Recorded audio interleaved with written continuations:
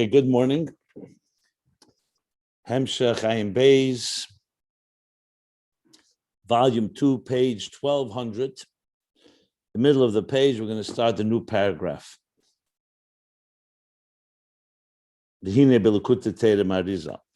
So what have we learned? The last few classes, we've been going over the Friedrich Rebbe's Maimer of Tafresh Pei Beis 5682 or 1922, Maimer of Pashas Nosei, Ish, which cites and explains the last paragraph, page 1199 and 1200, and that is the stages as we grow in our experience and perception of elokus, of godliness, after the Chochma and Binah, the hasaga, the comprehension, and the summary of the comprehension. We're going to das, which is hargosha, feeling, recognizing, personalizing. Then deeper, hisamtus, a truth and a reality that becomes true, not just conceptually true, but actually godliness itself is true to the point that we're as close as possible that a human being can reach to seeing godliness of these higher levels without actually seeing it physically. And that leads to the chelas ava, to that love sickness, that aching and longing that the person literally feels that his or her thirst is unquenchable, an unquenchable thirst, awesome thirst. He said, Simoina har noira. And this comes specifically in the level of Riyah, and we learned that Riyah, the real primary place where Riyah, sight and vision, manifests, he says, is when Rav Chochma comes in das. He said, okay.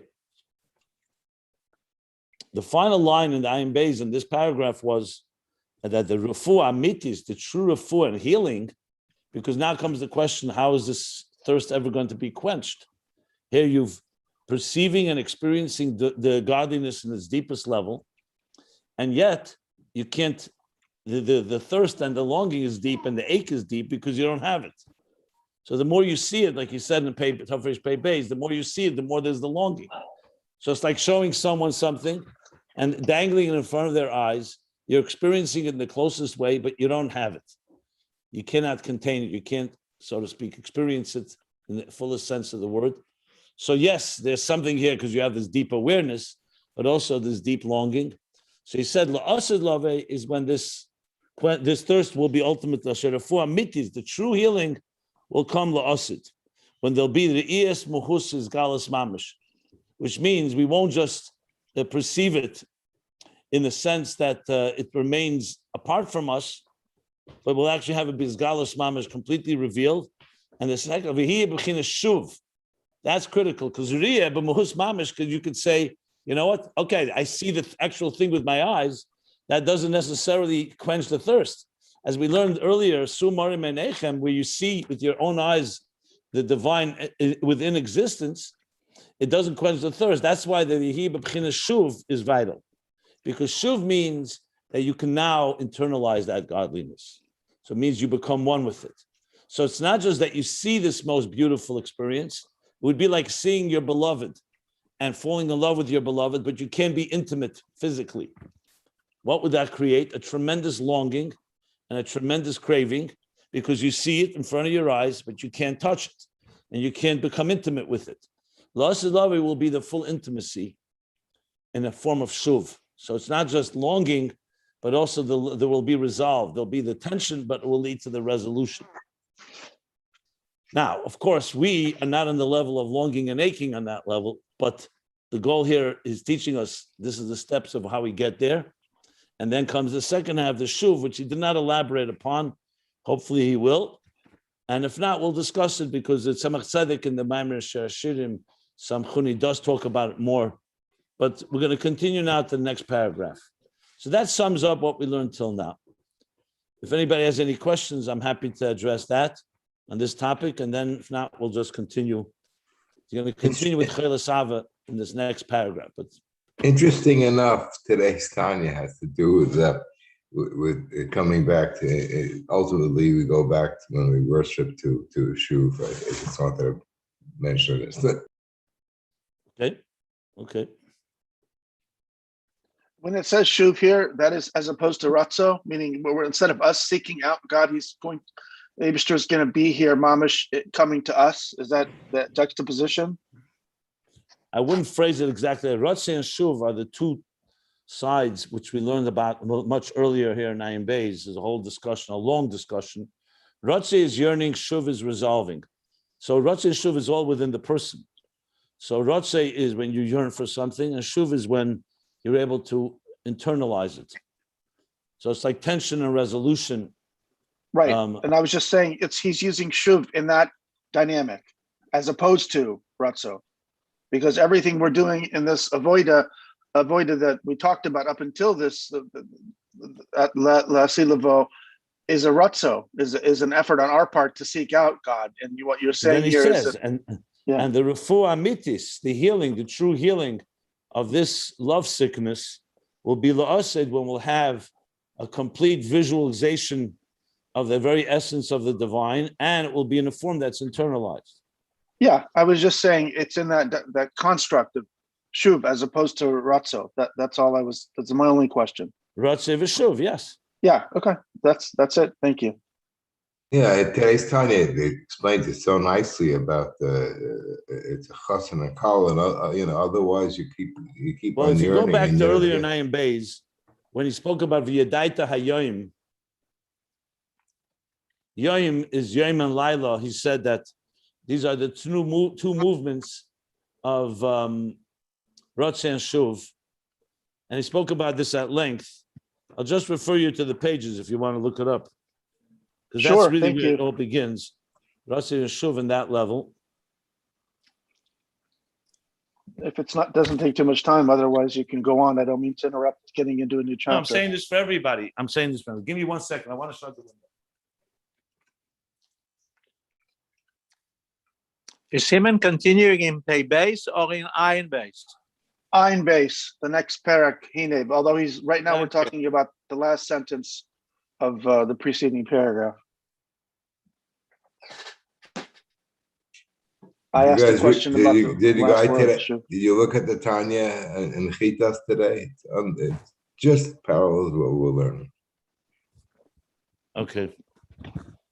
So the subject matter, just to give you context, which is really part of the whole discussion, that the three different levels of Ratzai, which are the three levels of Shabbos. So the topic began, where was it?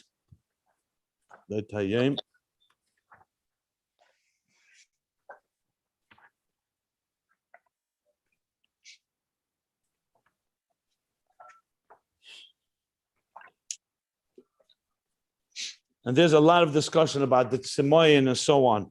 So it's very vital to understand that what we're learning now is not in a vacuum. It's part of a whole discussion of Tzemoyin, of the thirst.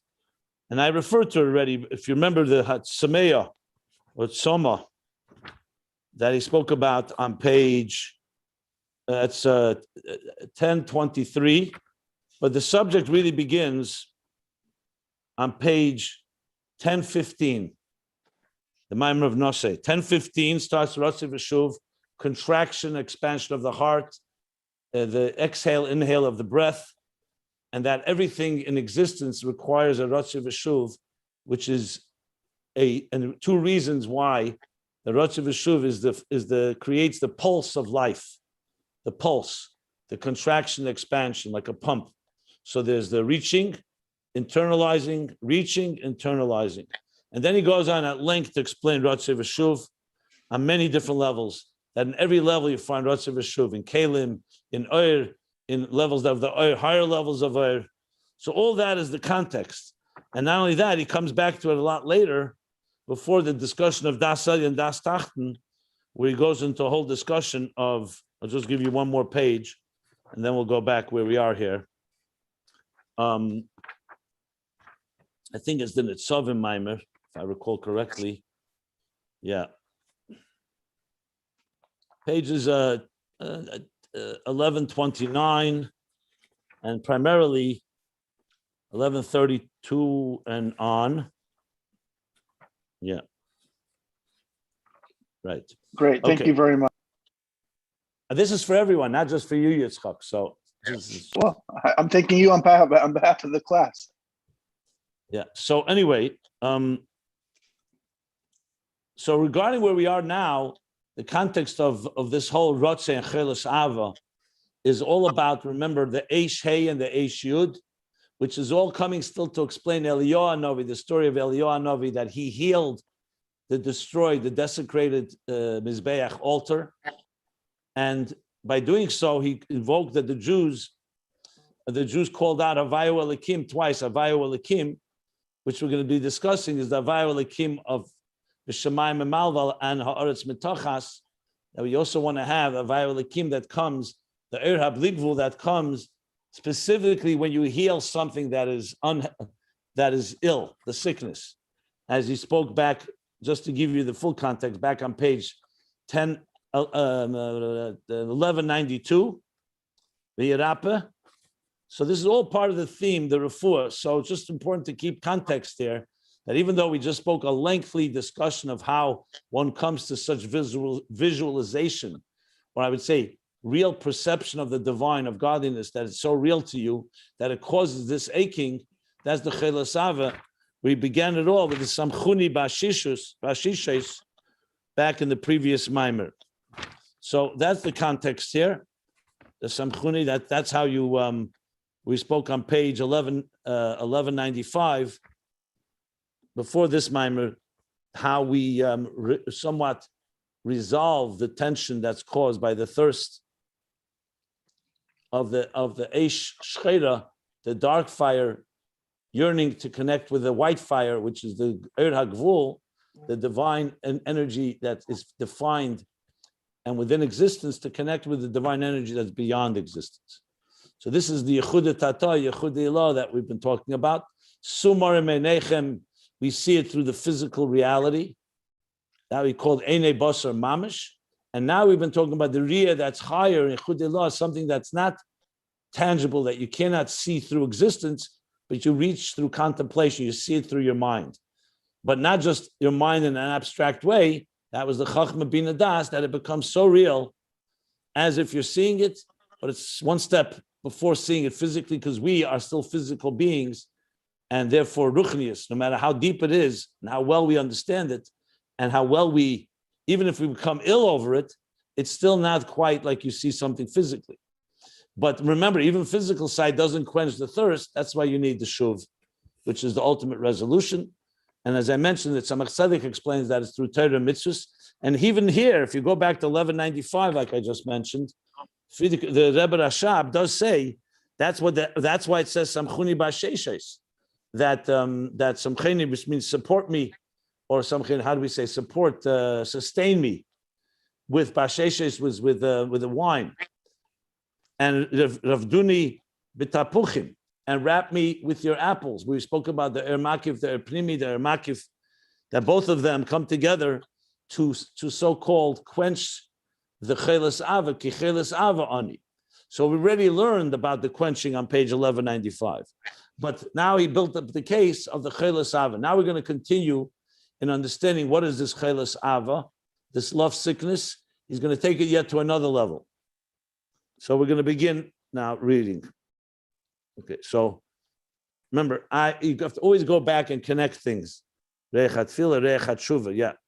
It was the Reichat Tefillah. In addition to mitzvahs, the Reichat Tefillah, Reichat Shuva, Agi b'chinas atzmus and sof shalmal b'chinas sevav, umezen nimshach harafua. I'm reading on page 1195. So you already spoke about the refuah there. Okay, so we'll keep that in mind. Now, V'hinei, page 1200 by the new paragraph. And if you want to follow the text, if you don't have it, go to ayinbeis.com. You have the PDFs of these pages. So we're going to learn this. We're also going to go back to Tafresh Pei Beis after we finish this paragraph, because this is still all there in Tafresh Pei Beis. Okay, V'hinei, and now, B'lekut Teira Ma'arizal, Pasha Vayera. So the Arizal, as we know, did not write his own teachings.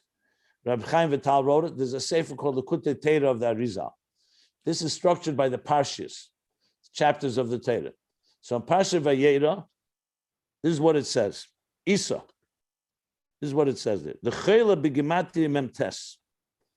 The word Choleh, which means a sick one, Choleh is an ill, sick person, is b'gematria memtes, which means it's the same numerical equivalent of 49. So Ches Vav, Ches is 8, Vav is 8 and 6 is 14, 30 and 14, the Lamed is 44, and then the Hey is 44 and 5 is 49. So Choleh memtes. Who? What's the significance of that? Shechosel leishad hanun. That he has 49, but he's missing the 50th gate.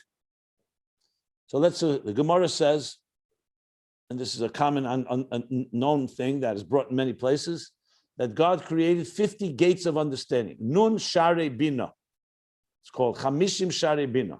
50 gates of Binah, understanding. And he gave the world 49, but the 50th remains elusive.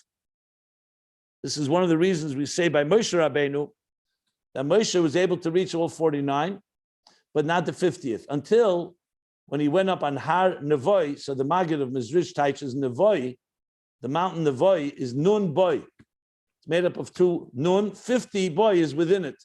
The 50th gate he reached when he went by his Talkus, when he went up on the mountain, and God, through Mrs. Neshikin, the kiss of death, which is considered a very high level of connection, is when he reached the 50th. So 49 is called Choleh because he's lacking the 50th. And the Rebbe Rashab is going to explain. Ayin who? What is the Ayin of this? Ki yadua, the Shad Hanun, who shemechaber Chochma Binah. The 50th gate in Binah connects Chochma and Binah. So the 50th gate is the deepest level in Binah, or the highest level, I should say, in Binah, and it's a bridge between Chochma and Binah. Who lias bechinas hariyah the Chochma canal.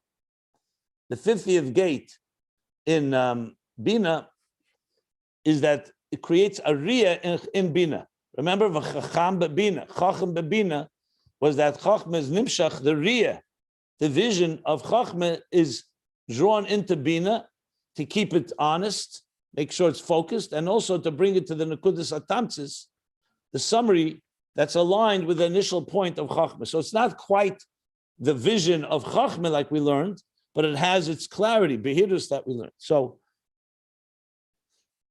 ukasher chosher shar hanun. And when the 50th gate is lacking, hu she'ein boile de b'chinas riyah. Ukasher chosher shar hanun, hu she'ein boile de b'chinas riyah, harizeh b'chinas choleh. So when you're lacking the 50th gate, which means that it does not come to that state of riyah, of visualization, harizeh b'chinas choleh. That is the level of being a choleh, because you have 49, which is a very high level, but you're lacking the visual, the riyah. And as such, it's a state of a choleh.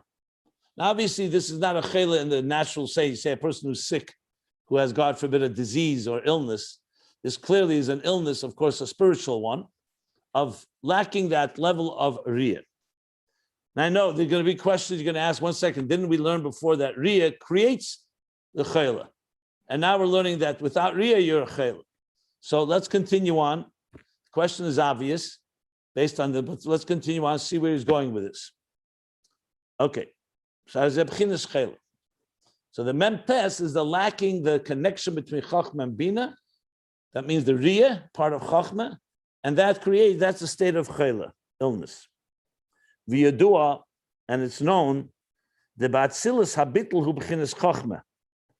In Atzilus, the bitl, the sublimation, and the level of complete absorption or subjugation to godliness is the level of Chochma, which is the deepest level of bitl in all the spheres. It's the first sphere, koyach ma bitl. As we learned, In Chochma, even though you have a flash, but primarily what you sense there is something greater than you are. True Chochma, as we learned in Tanya Perek in chapter 35 in the Hagah, is a feeling of hulavade ve'ein zolase. So yes, there is already a spark, there is consciousness, but the consciousness is so negligible and so little, that's why it's only like a yud, the spark. And that's utter bittul.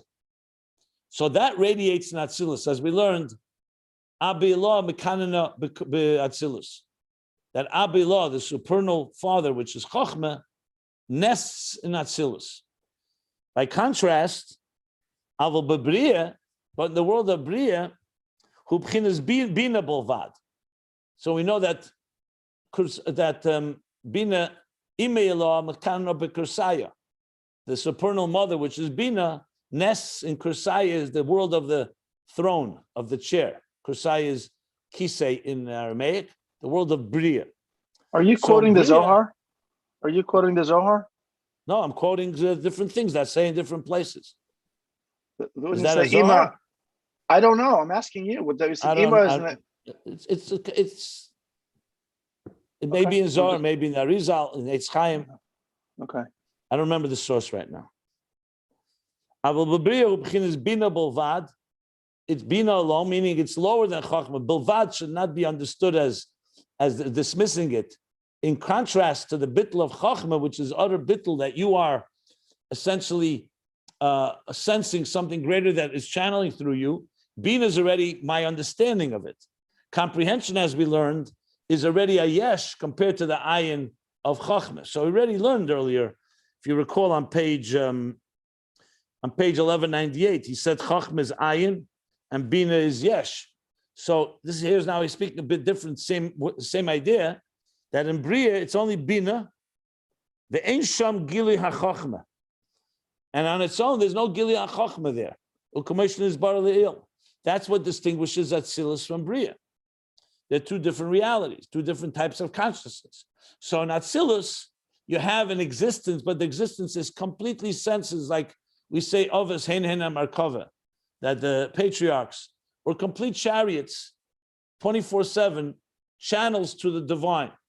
In Briya, it's still a very high world, and everything in Briya is directed toward Elikus, but it needs directed. It means it exists as an independent entity that's batel. Sometimes it's called bittul ayesh, with Atzilus being bittul b'mitzias. In this context, he's saying it's Chochma and Binah. And Binah, I'm just explaining why Binah is that. And there's no gili of Chochma there. In other words, that bittul, that total recognition, that total sublimation, absorption, all the different words you want to use for bittul is not there in Briya on its own. We're not talking about through Aveda now. We're talking about it on its own. So that's what distinguishes Atzilus. Real commission is Bar Le'il. V'zehu b'chinas chela, shelo yesh b'chinas hariyah. So now chela is not coming due to a revelation of riyah, like we learned before. Here the chela is a different way of understanding it. It's the lack of this riyah of Chochma and the bittul that Atzilus has. So Briya is in a state of chela because it's mem teshari Binah.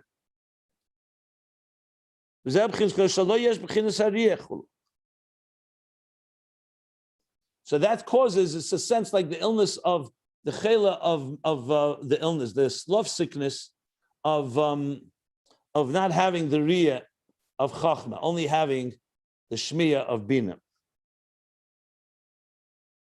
So clearly he's talking now about a different level of chela that we learned before, which is understandable because, as we're going to discuss later, at some point, I'm not sure where he's going to go with this. The word chelas ava is explained in Chassidus in a number of different ways. So we learned one way. Now he's learning it. I guess it made sense to me, like on a lower level, but maybe I'm wrong. It sounds like it's on a lower level, but I don't want to conclude that till we finish reading. Now he continues. The chelizu hibedakus. This illness is a very subtle one, or not very. It's in a subtle state. It's in a subtle form. Because what are we talking? What kind of cheli are we talking about? We're talking about someone who has the 49 gates of understanding, which is quite impressive. Not one gate, not two gates, 49 gates. And yet, because you understand well, but you don't have the visualization and the reality that comes with seeing something, creates a cheli, and he calls that bedakos, which means he's going to now lead us into a cheli that's not so bedakos. The dakos is always more subtle, a subtle form of it. We'll understand it better when we read what he's going to say now. So next.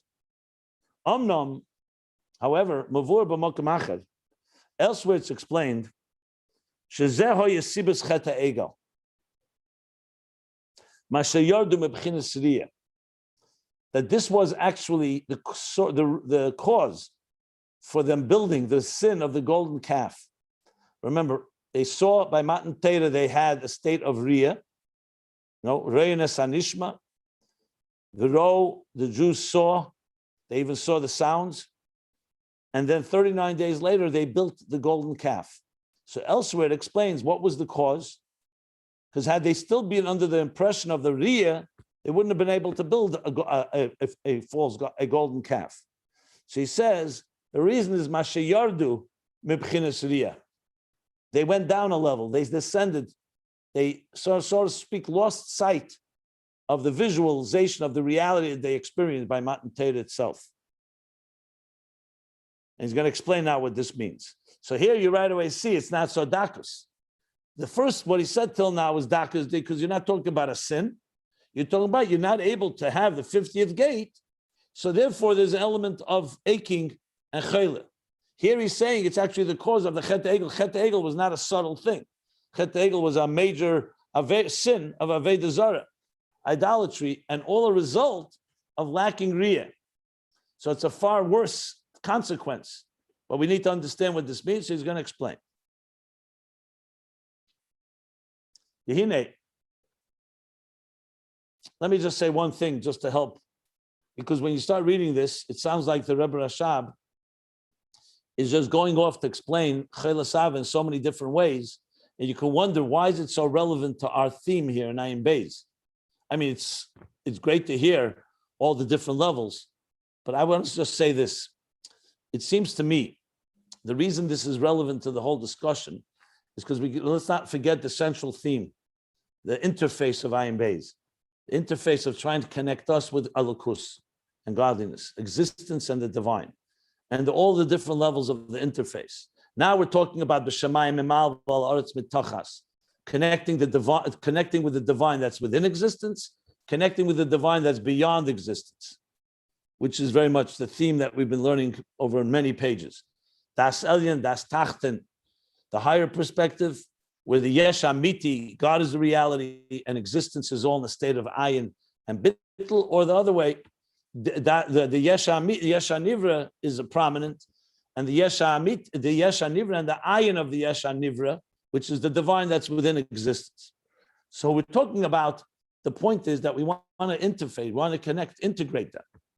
So part of the integration is not just the concept we learned, is we need to find ways to bridge these levels. So the Rebbe Rashab in the last, since he's been talking about the Avodah of it, in Vayedai Tayem V'Shavesel Avavecha, is teaching us how we go from our lowliest state of Yesh, where each of us is a self-contained, self-absorbed, self-interest-driven entity, and how do we connect to something higher? So we have to go through all these steps and process. So the Rebbe Rashab is using Choleh Sava as a way, like a operative term, to express the different ways we reach. So to talk about that Riyah comes and creates a Choleh Sava, a yearning to connect, is obviously a very high level. So Rebbe Rashab wants to explain how all of us can experience it no matter where you are. Because you could say, I'm a simple person who's just busy with the Chet Egel, or however the Chet Egel manifests within us. So the Rebbe Rashab is giving us the different scenarios of how a human being, no matter where you are, aches for and longs for godliness. That's the goal. So it could be coming on the highest levels. It can be what we learned, that you reach Chochma, Binah, Das, and the aching is coming because you so visualize godliness, but you don't feel fulfilled. Or now we spoke about 49 gates, and you're lacking the 50th, Bria lacking Atzilus. So I would say the higher level is not Atzilus itself. As much as you see godliness, as high as you can experience it, there's still a lacking because you don't feel fulfilled. And now he's going, that's not so dakus. Chet Egel is a result of this lack of Riyah. So let's see how he explains it. But I just wanted to put context here that this isn't just a discussion about Chelasava independent. It's teaching us how we, who do not ache for godliness, we ache for Gashmis. Our yearning and tivus and desires are all about physicality. So we learned in the beginning, the goal is that we should turn it into a passion and a drive toward godliness, toward ruchnius, toward godliness, as I brought from the Kuntras Spilus a few classes back. So I just wanted to put the little context around this, and we'll see as it goes how this becomes more and more relevant. Okay, so now he says like this. So now, b'mokim omnam, which means not like bedakus that we just learned in a subtle way. But so elsewhere it explains that the cause for the Chet Egel is because they descended down from the level of Riyah, of sight and vision, which was that reality experience of godliness that was by Matan Torah. Dehine, because now, kasher yesh b'chinas histaklus, the Riyah de Chochma, when you have the gazing and the vision of Chochma. Let me just pause a moment. The Histaklus, the Friedrich Rebbe brought it in Tafresh Pei Beis. The Rebbe Rashab didn't bring it till now. In general, Riyah and Histaklus both mean to see. But in places it says Histaklus is a deeper form of a gaze, that you're looking at something more in depth, and Riyah is less deep. But they're both deep levels, obviously, of sight. So since he's bringing both of them, clearly he may not spell it out, but I just wanted to point out that Histaklus generally is deeper than Riyah. That's why the Rebbe explains, the Rambam says, you're not allowed to be mistakel in the Pardes, in Ma'aseh Merkava. Mistakel means to dwell and gaze. To study it more like so-called from a distance or in passing is one thing, to look at something. But certain things it says you're not allowed to gaze at deeply because it's not, you may not be ready for that. Just as an aside, the word Histaklus is sometimes used like that. But here we're talking about Histaklus V'riyah de Chochma, which means that visualization and clarity of Chochma, that when you're in that place, when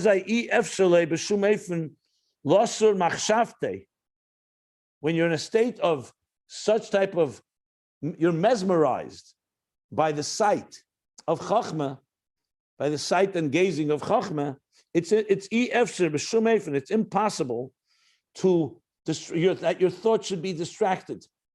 Losser machshavte, to think about something else, that you should be distracted by thought. V'chol hamidus, and all your midas, all your emotions, ma'inyan aliki, from the divine thing that you're experiencing. In other words, when a person is really looking at something and they're completely taken by it, as I said, mesmerized, they completely are not distracted. Nothing will distract them. They're completely focused on this thing. And in all his actions, and all his matters, all his involvements, all day long, when a person is in that state of Chochma, who davik belakus, he's attached to godliness because he sees the king with his own eyes, with his eyes. So when you're listening to something, or you hear about it, or you're thinking about it, it's one thing. But the power of Riyah can attach you so much that you become so attached to what it is that you're looking at. Obviously, he's talking here, obviously in Ruchnius, through Chochma, looking at in that way, you're like seeing the king. You're in the presence of the king. You will not be distracted by anything.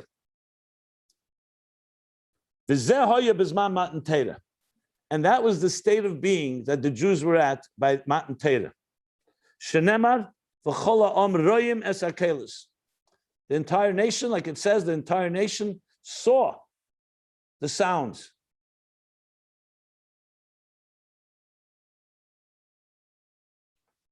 So they were in that state of seeing, which completely consumed them and completely mesmerized them, and they were completely focused on the Melech, on godliness.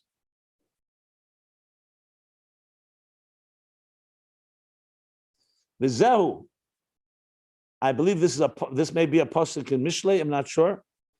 V'zehu yamusu v'loi b'chochma. What literally means they died, but not with chochma. Why? The b'chinas the chochma in a shay ched oven. So if there's going to be a state of death, and here death doesn't always mean physical death. Death means any state of descent. It's because chochma is not dominant. The chinsri of the chochma, when you have the bittul of the riyah of chochma, ein a shay ched oven, which he's calling here yamusu, a state of death. Death meaning disconnection from your life source.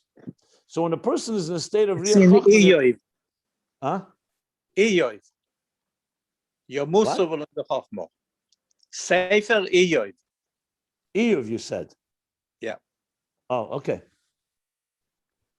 In the book of Job, Iyov, fine. The beginning the chochma in a shay ched v'oven. That when you're in a state of riyah of chochma and you're so attached to the source, I'm going to explain it in a moment a little more. Just want to read it inside. It's not shaykh there, chet, a sin or a transgression. Aval kasher yardu. It's going back now to the chet egel. Aval kasher yardu mebchinas riyah. The b'chinas shmiya. When the Jewish people descended, which means they left that gaze and sight and vision and that connection, and they went from riyah to shmiya, from seeing to only hearing. Oz yochlu lachte. Then they were capable of sinning. Shezeu b'chinas chela mamish, and that is not just chela bedakus. This is not just an illness, a subtle missing the 50th gate that Moshe Rabbeinu was missing. Here we're talking about a chela mamish, a true sin, a true illness. Like a true form of illness is like a taste of death, because the chochma was lacking, and that's what caused the descent. Okay, he's going to explain this further now, but let me just pause a moment and for a few things. First of all, I want to explain a bit, and then if you have any questions. There's a lot more here to understand this, so let's be patient because it's not fully developed yet. But I just want to speak a moment about what Chochma is about. When a student is sitting before his teacher, before his master, and he's in a state of completely absorbed to listen. There's nothing going on, there are no distractions, completely focused to only listen. You know, we did this to some extent. I did this when we were listening to the Rebbe, Shabbos and Yom Tov primarily, when that was utter focus, because that was the only way to retain it. There's nothing that will distract you because you're completely, not just mesmerized, you're glued and attached to listen, and that's it. There's no you.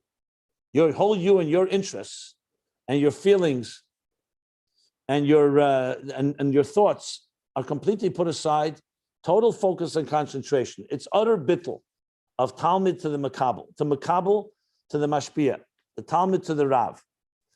And I've pointed out many times when we talk about learning, there it's all about absorption. It's not about processing.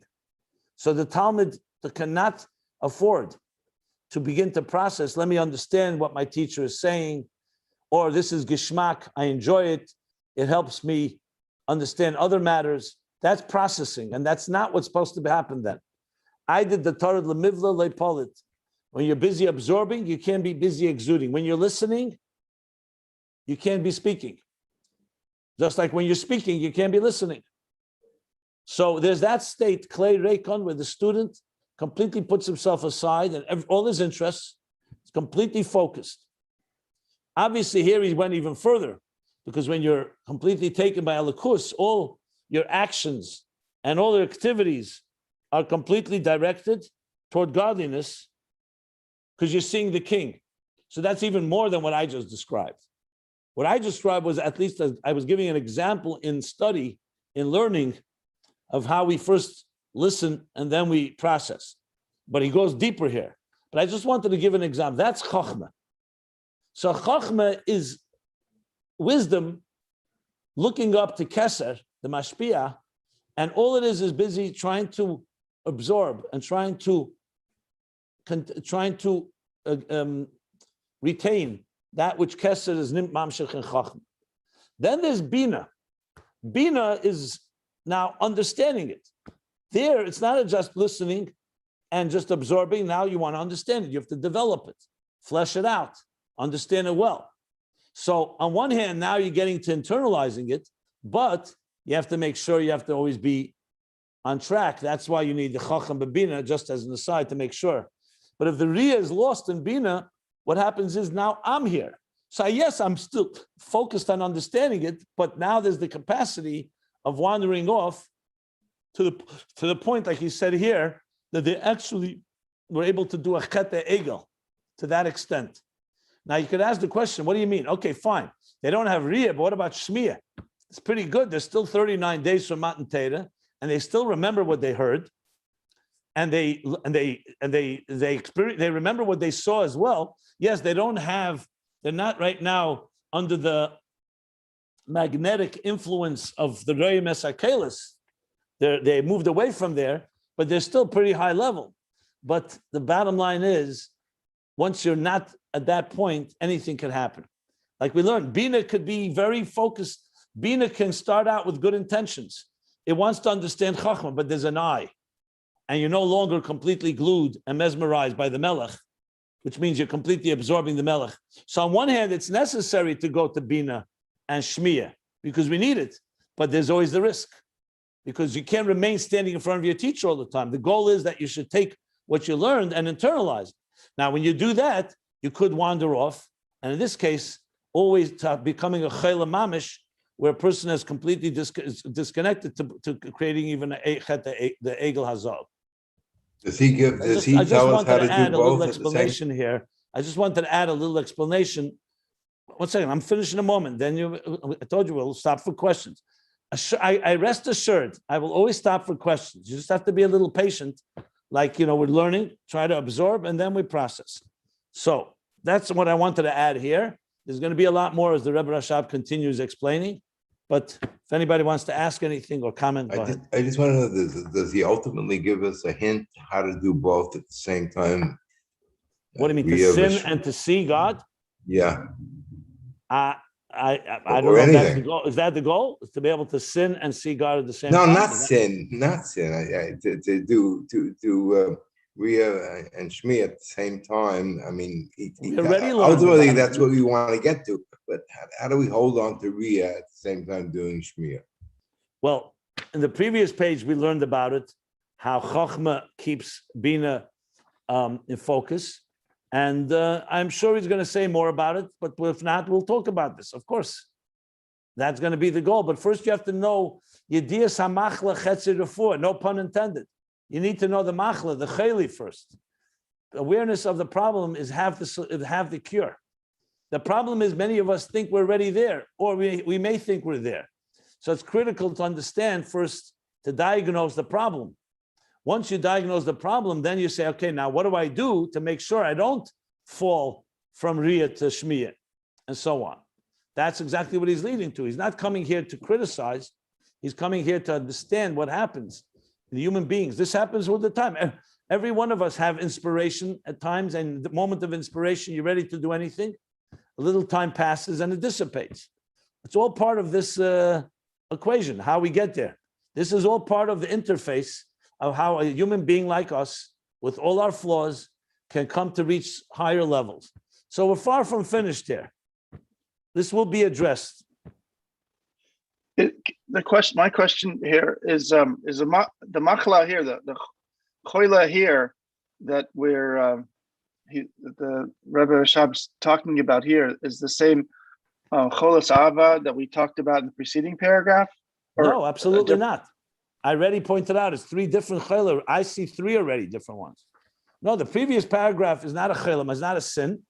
In the previous paragraph, we learned a person is so close to godliness that it's their reality, and they ache and they're longing. Cholas Ava, there's a longing that they can't be intimate with God. They can't fully be fulfilled. That's a very high level. The second, what we learned at the beginning of this paragraph, I pointed out, is that you have 49 gates of Bina and a Cheli B'dakus. It's a subtle Cheli, which is that you're lacking the 50th gate, Riyah. Now he's speaking about chelim mamish. Now we're talking about a real sin. They built a golden calf as a result of them not having riyah. So it's very different, and he's going to explain. He's going to explain now different levels of cheli. Yeah. No, that's why I asked. That was a helpful clarification. Thank you. Rabbi Jacobson, when you were a kozer, did you feel that it helped you to actually see the Rebbe with your eyes rather than, or did you close your eyes, so to speak, to concentrate just on Shmiya? I didn't close my eyes. I saw the Rebbe, but I wasn't looking at him like you look at a picture or to see his blue eyes or his face. I looked at him simply as the channel that's saying the words. So I wasn't focused on the Rebbe's face, even though I saw it. And I think that that answers a question that people ask. There's some people who say, when I look at my teacher, it distracts me and I can't focus. So I have to close my eyes. On the other hand, it says, that by looking at the teacher, the Gemara says it helped them understand what he's saying.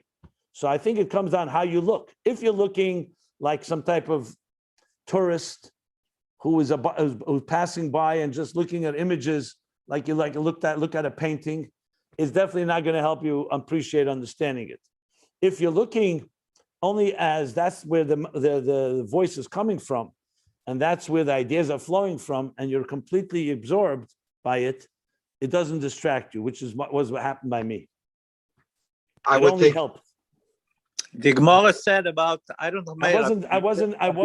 wasn't focusing on the Rebbe's facial. Even though I saw the Rebbe smile or cry or other, but it was all about.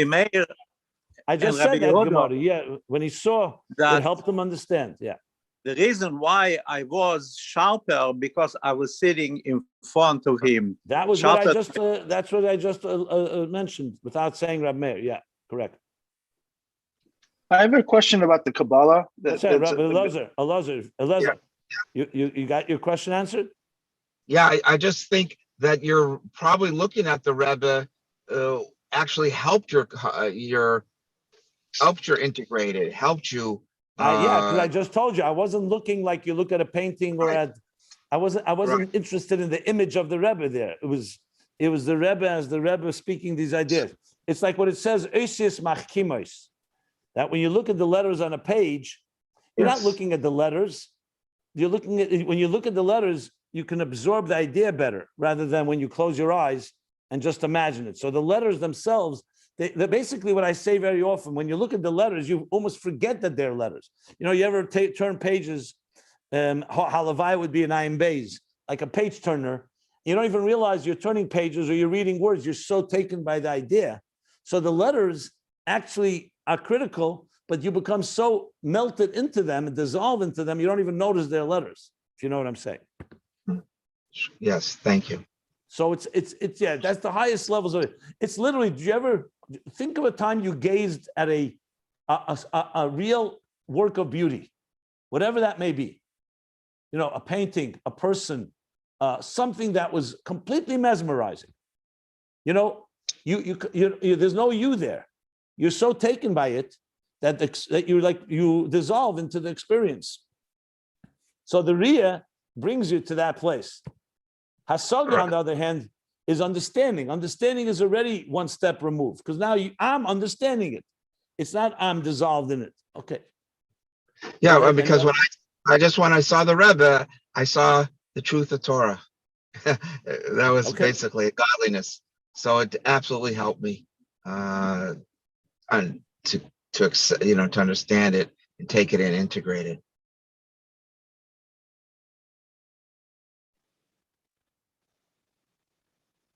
I had a question about the Kabbalah. About Kabbalah? Well, there's some Kabbalistic concepts. Whatever. It's Chassidus. There's a little bit of Kabbalah that you referenced when you were explaining it. But anyways, on this issue of in Atzilus, you have Chochma, and you're able to be batul to Elokus, and so you have a sharper focus, I guess, was the point. Or you're at the Shar Nun, But then it said in Bria, you can only have Binah, Bilvad. And it says, but it's a fourth line. But Silas Abituhu Bechinas Chochma, Aval Bria who Bechinas Binah, Bilvad, the Ein Sham Giluya Chochma. So my question is, how can you in Bia? I don't know. I know it says Bria here, but that by extension you're talking about Bia. I think entirely. That is to say, this world, not the upper worlds. How can you have Binah without Chochma? I mean, it's a hishtalshelus, and it's a connection. I mean, you can't have Binah without Chochma. So, I mean, I understand if you let Binah go off like without the Chacham Binah, then you can go, like you say, off the reservation, which leads to the Chet HaEgel. That's what he's saying here. But I don't understand this idea that that outside of Atzilus, you can't really have Chochma. At least, maybe I'm misunderstanding it here. It's very simple. You don't have the Riyah of Chochma. Bria comes from Atzilus, like Binah comes from Chochma, but it's the level of Binah, not the level of Chochma. And Atzilus dominates Chochma, and Binah, in Bria, what dominates is Binah. That it originates from Chochma, sure. We know that. With the question, the Riyah of Chochma, this level of Chochma in its full intensity, what Chochma represents, that level of Bittul Mitzias, that's not there in Bria without Avodah. Okay. When a person, okay. Rabbi Simon is explaining us everything. It's in terms of we're getting it in Binah right now. We're getting it, and we have to push ourselves up to get to Chochma. We're getting it in Binah without we're not sourced until we make a source. That's a fair point, Reb Tzvi. Thank you. Okay. So let's continue, unless any other questions. By Inyan who, now the Inyan of this is going to explain. Dihine, because now al derech moshel, b'cheli begashmis, yesh beze fanim, like for example, in a physical illness, there are two types of illness. Ha'echad hu chelas ava. One is a chelas ava, and is going to bring a gemara. Ukamei be'echad shehila b'li beitina. The Gemara talks about a person who saw a woman and he was completely obsessed with her to the point that he got sick. So the question is, does pikuach nefesh doiche, being that he was sick to the point of illness, and obviously when it comes to Gili Arayis, anything that is sexual, doesn't matter whether you get sick or not, but there's a scenario like that a person gets completely consumed. This is a Gemara that he had this complete passion. So this type of illness, as he is going to explain, this is an emotional illness. This is an emotional obsession. It's not because there's any injury or any wound to the limbs of his body. It's not like something he got. It's not an illness, a physical injury, whether it's to the bones or the skin or the nerves. This is an illness only because he cannot fulfill his desire and his will. So this is an illness that's more psychological illness, so to speak. Psychological, emotional. Not a physical one in the Choleh HaGuf. What is this in Aveda? The love sickness that we discussed earlier, that comes, like in the case of this person. This person obviously was an obsession with something inappropriate, but it came from seeing something, and now I want it. So it's not that your physical body is injured or there's a disease or illness, God forbid, in that sense. It's an illness that results from Riyah. Now here, clearly, he seems to be talking about the level that he spoke about in the previous paragraph. because so far in this paragraph, he's been talking about not having Riyah. That's what I'm just speculating, not positive, but I'm just pointing that out. We'll see how it develops. But now there's a second type of illness. V'omnam, yesh cheli gomur. There's an illness, a complete illness.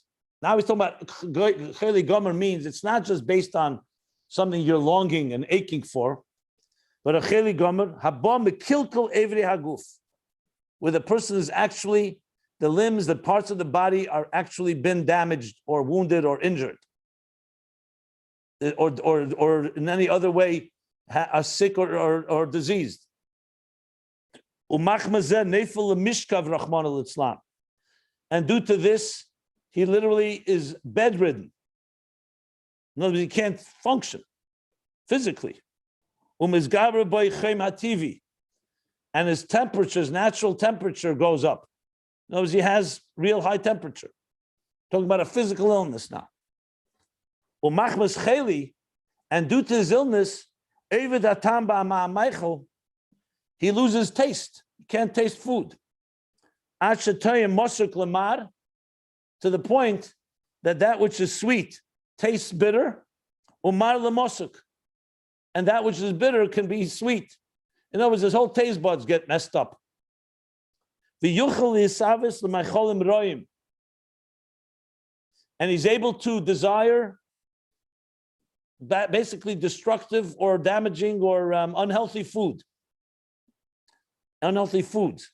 And destructive foods. Roim would be unhealthy, I guess. And mezikim is damaging, destructive. Kamoi hapchamim ukahai gavna.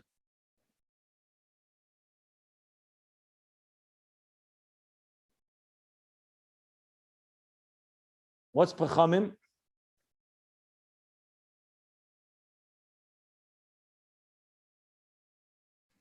Rab Shlomo, now we need you. What's pachamim? Coal. What? Coal that you. Yeah, I thought of that. But is that a food? I mean, he's able to eat coals? That's what I was thinking also. That's why.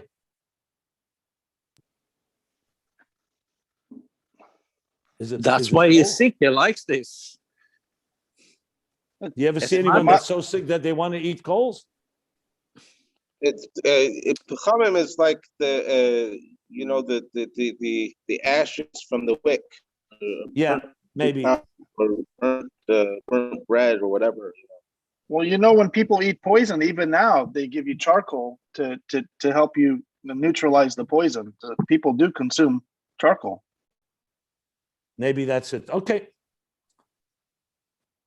I'll look it up because it must maybe an example of all examples, that's what he's using. That's what I was wondering. I mean, you could use poisonous mushrooms or something like that, or salmon.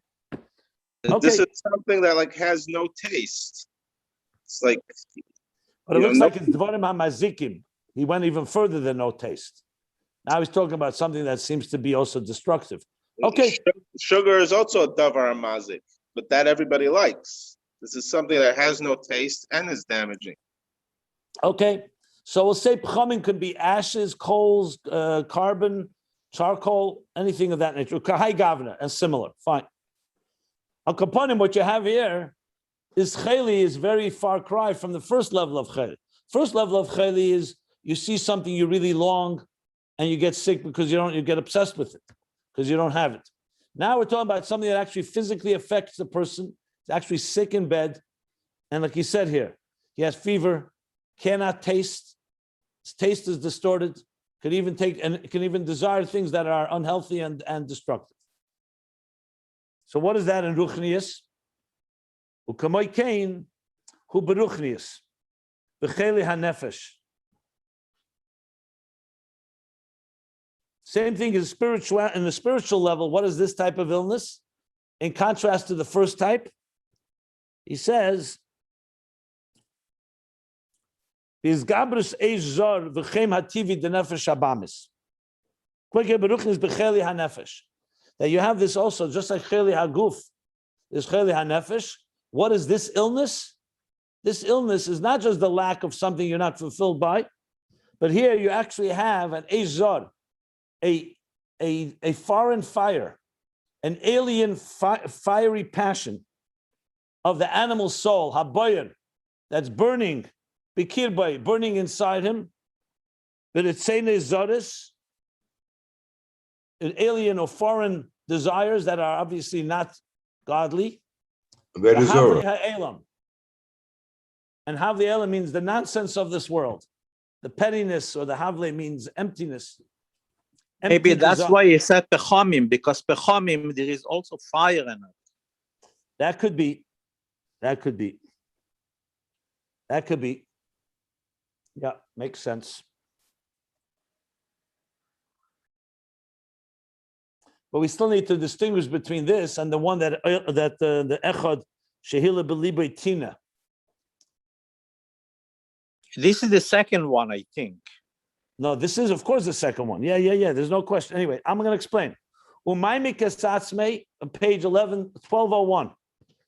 And he immerses himself in depth. He delves deeply,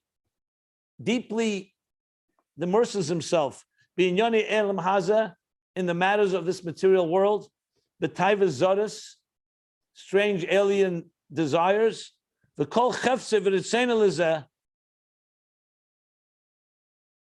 and his entire desire and will is to these type of taivas.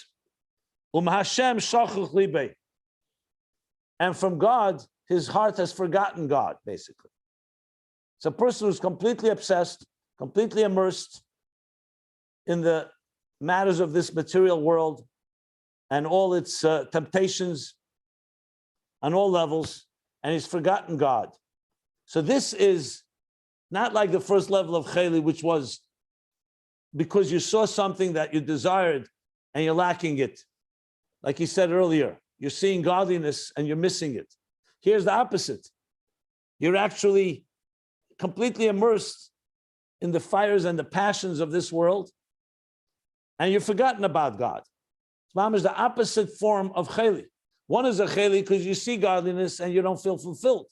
And here, you're completely ignoring godliness. The other extreme of Choleh, of the Nefesh Habamis, the animal soul. So the illness is a very real one. The illness is not the lack of godliness. The illness is because you're completely immersed in something that is a totally not real.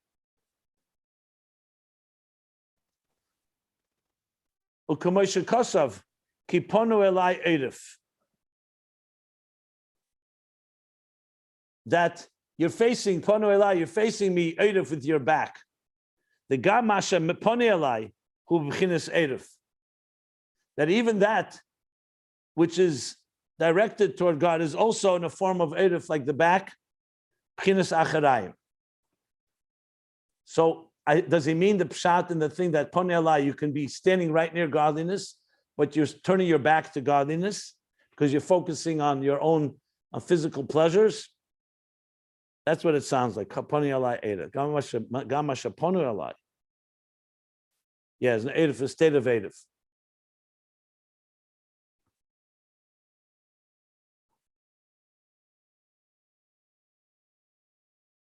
So in other words, godliness is like you're turning your back to godliness.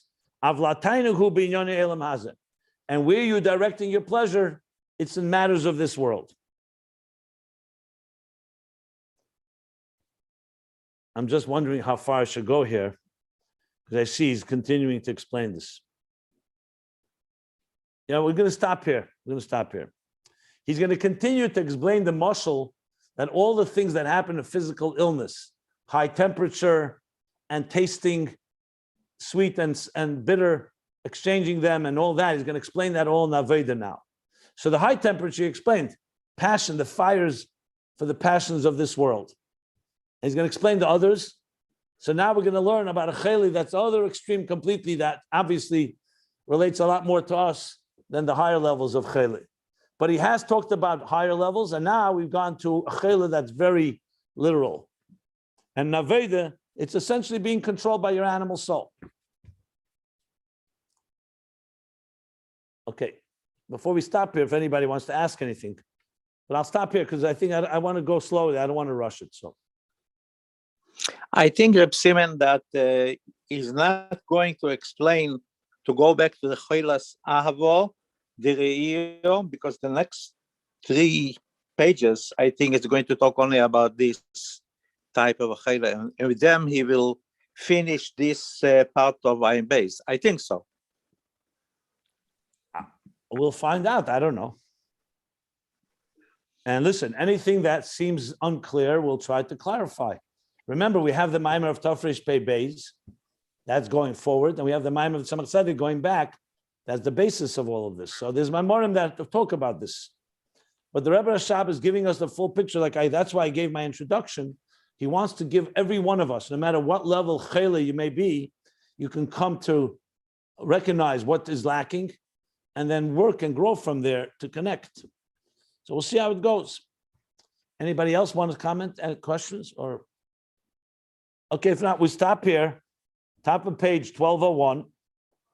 I don't like to ever stop in the middle of this type of like negative description, but it's fine for